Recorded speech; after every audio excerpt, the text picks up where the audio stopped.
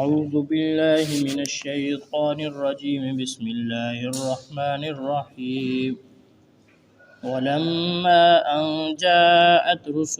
رسلنا لوطا سيء بهم وضاق بهم ذرعا وقالوا لا تخف ولا تحزن إنا منجوك وأهلك إلا امرأتك كانت من الغابرين۔ اور جب آ گئے ہمارے فرستادہ لوط علیہ السلام کے پاس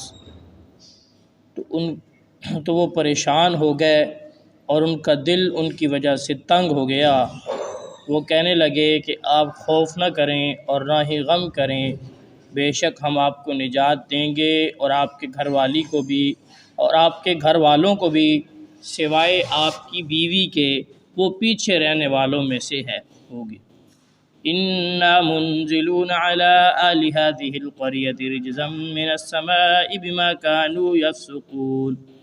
بے شک ہم اتارنے والے ہیں اس بستی والوں پر عذاب آسمان سے بسبب ان کے فسق کرنے کے۔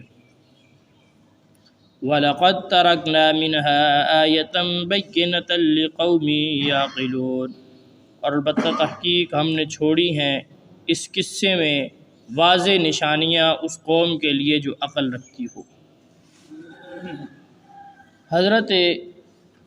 ابراہیم علیہ السلام کے پاس فرشتے پہنچے، جیسا کہ پچھلی آیات میں ذکر ہو چکا۔ ابراہیم علیہ السلام نے ان کو مہمان سمجھا، چونکہ وہ انسانی شکل میں گئے تھے تو ان کے لیے ایک بچھڑا تلا ہوا بھنا ہوا لے آئے، اور جب بچھڑا بھنا ہوا لے آئے تو فرشتے کھانے پینے سے پاک ہیں، ان کے ہاتھ کھانے کی طرف نہ بڑھتے ہوئے دیکھ کر حضرت ابراہیم علیہ السلام پریشان ہو گئے، چونکہ اس زمانے کا دستور یہ تھا کہ جس نے کسی سے دشمنی کرنی ہوتی یا نقصان پہنچانا ہوتا اس کا نمک نہ کھاتا۔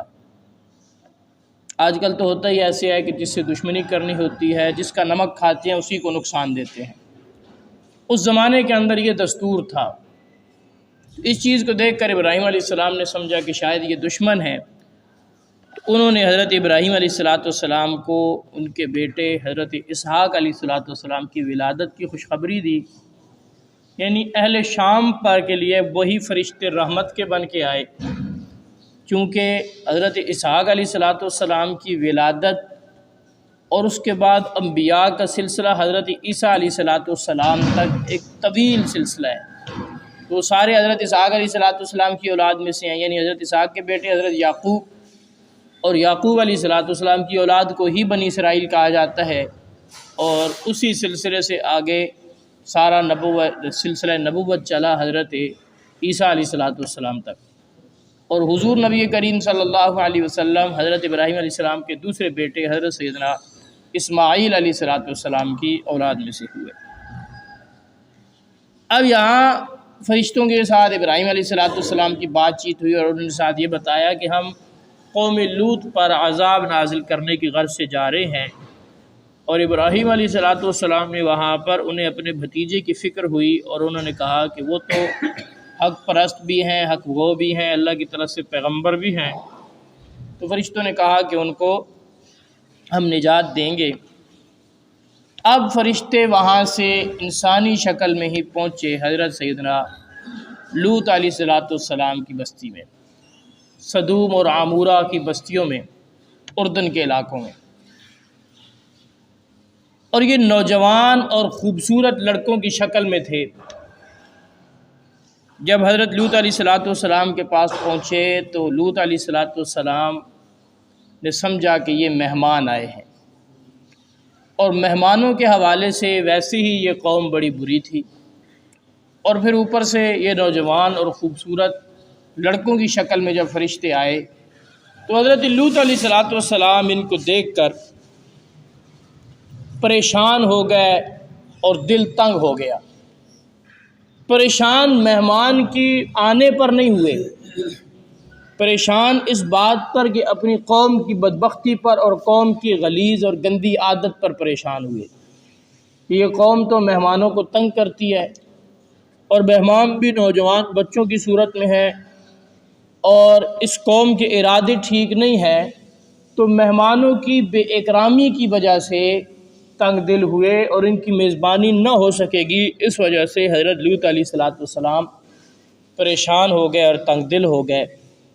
اب جب فرشتے حضرت لوط علیہ السلام کے پاس پہنچے تو لوط علیہ السلام کو پریشان دیکھا تو کہنے لگے کہ آپ خوف نہ کریں اور غمگین بھی نہ ہوں، ہم آپ کو اور آپ کے ماننے والوں کو نجات دیں گے سوائے آپ کی بیوی کے، وہ پیچھے رہنے والوں میں سے ہوگی۔ یہاں پر لفظ اہل جو استعمال ہوا ہے یہ متبعین کے لیے استعمال ہوا ہے، جو ماننے والے ہیں۔ اور نبی کریم صلی اللہ علیہ وسلم کی ایک روایت بھی ہے، آپ علیہ السلام نے فرمایا کل تقی و نقی فہو فی آلی، کہ ہر تقوی دار اور پرہیزگار وہ میری اہل میں سے ہے۔ تو اہل البیت یا اہل رسول کا جو عنوان ہے،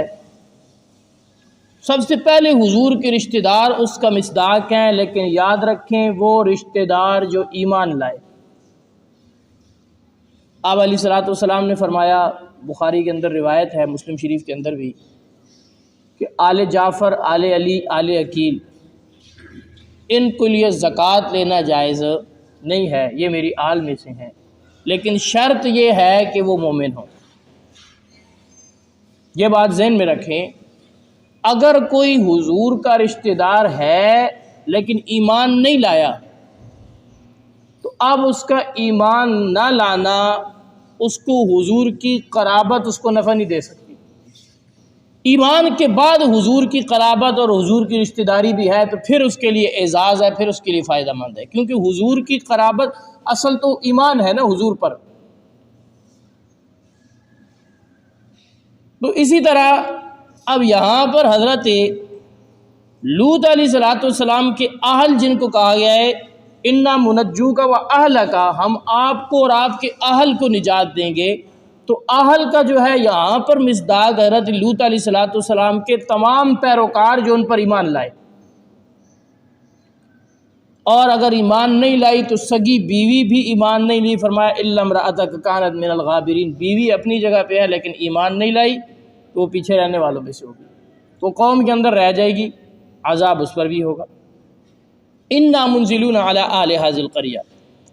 فرمایا فرشتے کہنے لگے کہ ہم عذاب نازل کرنے والے ہیں اس بستی والوں پر آسمان سے بسبب اس کے جو انہوں نے فسق کیا ہے،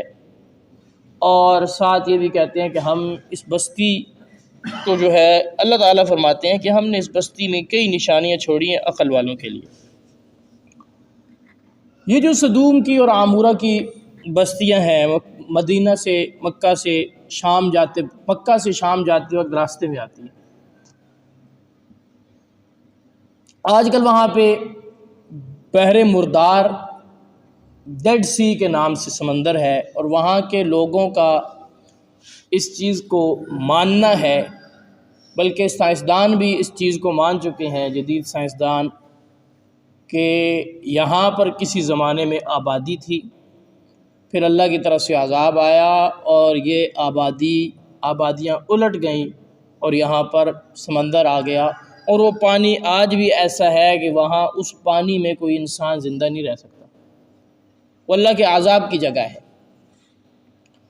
اور پچھلے کچھ عرصے سے کچھ ایسی آلات جدید اور کچھ ایسی مشینیں تیار کر کے کچھ تیراک وہاں پر جا رہے ہیں، اور جو اس بستی کے کھنڈرات ہیں اور اس کی جو باقیات ہیں ان کو حاصل کرنے کی کوشش کر رہے ہیں، تو اللہ تعالیٰ نے نشانیاں چھوڑی ہیں۔ اس سے بڑی نشانی کیا ہے کہ آج بھی وہاں پہ کوئی جاتا ہے تو وہ بھی ہلاک ہو جاتا ہے۔ اس بستی کو جو ہے قیامت تک کے لیے نشانی بنا دیا عقل والوں کے لیے، اور اللہ رب العزت نے دنیا والوں کو بتایا کہ اس فعل بد کی طرف جاؤ گے یا کسی بھی نبی کی مخالفت میں وقت کے نبی کا انکار کرو گے تو نتائج اسی صورت میں برآمد ہوں گے۔ اب عذاب کی صورت میں آیا کہ فرشتوں نے جب وہ قوم کے لوگ آ گئے حضرت لوط علیہ السلام کی دیواروں پر، ان کی چھتوں پہ چڑھ کے آ گیا، تو حضرت لوط علیہ السلام نے قرآن کریم میں دوسری جگہ پہ ہے سورہ ہود میں، حضرت لوط علیہ السلام نے انہیں فرمایا کہ ہؤلاء بناتی ہن اطہر لکم، یہ جو تمہارے گھروں میں تمہاری بیویاں ہیں، یہ جو کیونکہ نبی جو ہوتا ہے وہ روحانی باپ کی حیثیت رکھتا ہے، تو وہ گویا کہ میری بیٹیاں ہیں، وہ تمہارے لیے حلال ہیں، ان کے پاس جا کر اپنی خواہش پوری کرو، یہاں کیا ڈھونڈتے ہو؟ تو وہ تالیاں بجاتے ہوئے آ گئے اور کہنے لگے کہ آپ کو تو پتہ ہے کہ ہمیں ان میں کوئی رغبت نہیں ہے، جو مہمان آپ کے پاس آئے ہمیں ان میں رغبت ہے۔ جب ایسی صورتحال انتہائی درجے کی ہو گئی تو فرشتوں نے پر مارا کہ ان کے چہرے مسخ ہو گئے۔ ایک رات اور دن انہوں نے اسی صورت میں گزارا۔ اگلے دن جو ہے وہ سحری کے وقت اس بستی کو اٹھا کر الٹ دیا گیا اور اوپر سے سنگریزوں کی اور پتھروں کی بارش کی گئی۔ حدیث میں قرآن پاک میں جو الفاظ آئے ہیں کہ مسومین کے الفاظ آئے ہیں کہ وہ جو پتھر مارے گئے نا، ان پتھروں پہ بھی نام لکھا ہوا تھا، ایک ایک پتھر نام لکھا تھا کہ یہ فلاں کو لگنا ہے، یہ فلاں کو لگنا ہے، یہ فلاں کو لگنا ہے، ان کے گناہوں کے بقدر، جو جتنا بڑا گناہ گار تھا اس کے لیے اتنے سخت پتھر تھے۔ تو یہ حالت اس بستی کی ہوئی۔ اللہ تعالیٰ فرماتے ہیں کہ یہ بستی جو ہے اس میں ہم نے کئی نشانیاں رکھی ہیں عقل والوں کے لیے۔ اب یہاں تک کہ اس واقعے کو یہاں پر بیان کیا گیا ہے، مقصود اس واقعہ کا بھی یہی ہے کہ حضرت لوط علیہ السلام اپنی قوم کے مقابلے میں ڈٹ گئے،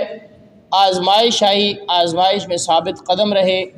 پورے اترے۔ اللہ تعالیٰ نے اس آزمائش میں نتیجتاً اللہ تعالیٰ نے کامیابی عطا فرمائی، اور قوم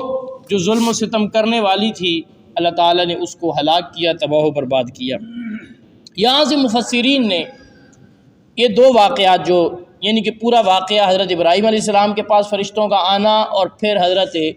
لوط علیہ السلام کے پاس فرشتوں کا آنا، ایک عقیدے کی طرف وضاحت کی ہے۔ عقیدہ یہ ہے کہ انبیاء کرام علیہم السلام عالم الغیب نہیں ہوتے، اور اس پر دو بڑی دلیلیں قرآن کی ان آیات میں ہیں کہ فرشتے آئے حضرت ابراہیم علیہ السلام کے پاس، انسانی شکل میں آئے، لیکن ابراہیم علیہ السلام کو پتہ نہیں چلا کہ یہ انسان ہیں یا فرشتے ہیں۔ اگر پتہ ہوتا تو ابراہیم علیہ السلام کو کیا ضرورت تھی ان کے لیے بچڑا بھون کے لانے کی؟ اگر پتہ ہوتا تو جب وہ کھانا نہیں کھا رہے تھے تو ابراہیم علیہ السلام کو پریشان ہونے کی کیا ضرورت تھی؟ ان کو تو پتہ تھا کہ فرشتے کھانا نہیں کھاتے، لیکن چونکہ ان کو اس چیز کا علم نہیں تھا کہ یہ فرشتے ہیں یا انسان ہیں، وہ ان کو انسان سمجھ رہے تھے، انسان سمجھ کر ڈر رہے تھے کہ یہ کھانا کیوں نہیں کھا رہے۔ پھر یہی فرشتے حضرت لوط علیہ السلام کے پاس پہنچتے ہیں، جب تک فرشتوں نے نہیں بتایا اس وقت تک حضرت لوط علیہ السلام ان کو مہمان سمجھ کے پریشان ہو گئے۔ قرآن کہتا ہے سیء بہم وضاق بہم ذرعا، ان کی وجہ سے پریشان اور مغموم بھی ہو گئے اور ان کا دل بھی تنگ ہو گیا۔ اگر لوط علیہ السلام کو پتہ ہوتا کہ یہ فرشتے ہیں تو انہیں پریشان ہونے کی ضرورت نہیں، جیسا کہ جو ہی پتہ چلا تو ان کی پریشانی ختم ہو گئی، لیکن جب تک نہیں پتہ تھا وہ پریشان تھے۔ تو اس سے پتہ یہ چلا کہ انبیاء کرام علیہ السلام کے پاس کلی غیب، کلی علم غیب یہ انبیاء کرام علیہ السلام کا خاصہ نہیں ہے۔ ہاں، اللہ تعالیٰ انبیاء کرام علیہ السلام کو وحی کے ذریعہ، کشف کے ذریعہ، الہام کے ذریعہ، کسی بھی صورت میں اخبار غیوب، غیب کی خبریں یا غیب کی کچھ باتیں، کئی باتیں بتا دیتے ہیں، لیکن وہ اللہ کے علم کے مقابلے میں جزئی ہے۔ علم ما کان و ما یکون کلی جو ہے وہ اللہ رب العزت کے سوا کسی کے پاس نہیں ہے۔ باقی انبیاء کرام علیہ السلام کو کسی خاص خبر کا بتا دینا کہ فلاں کام یوں ہوگا، حضور نبی کریم صلی اللہ علیہ وسلم نے قیامت کی خبر دی، قیامت سے پہلے یہ نشانیاں ہوں گی، فلاں فلاں آئے گا، فلاں فلاں آئے گا، تو یہ اسے کہتے ہیں اطلاع علی الغیب، غیب پر خبر دینا۔ لیکن اسے علم غیب نہیں کہتے۔ عالم الغیب ہونا ایسے شخص کو یا ایسے فرد کو نہیں کہتے۔ عالم الغیب ذات صرف اور صرف اللہ رب العزت کی ہے، عالم الغیب والشہادہ، جو قرآن کریم میں آیا ہے۔ باقی انبیاء کرام علیہم الصلاۃ والسلام کو جو علم، جتنا علم ان کے مناسب تھا وہ اللہ رب العزت نے عطا کیا۔ اس کی مقدار کتنی ہے اس پر بحث نہیں کر سکتے۔ اللہ رب العزت نے کائنات کے تمام باقی انسانوں سے زیادہ علوم اپنے انبیاء کرام علیہم الصلاۃ والسلام کو دیے ہیں۔ صرف فرق یہ ہے کہ جو اللہ کا علم کلی، علم محیط، علم ما کان و ما یکون ہے، وہ اللہ کے سوا کسی کے پاس نہیں ہے۔ جو علوم اللہ تعالیٰ نے انبیاء کو دیے، یا اللہ تعالیٰ بعض دفعہ اپنے خاص بندوں کو، اولیاء عظام کو بھی بعض علوم کشف کے ذریعے الہام کی، جیسے حضرت عمر رضی اللہ تعالیٰ عنہ خطبہ دے رہے ہیں مدینے میں مسجد نبوی کے ممبر پر،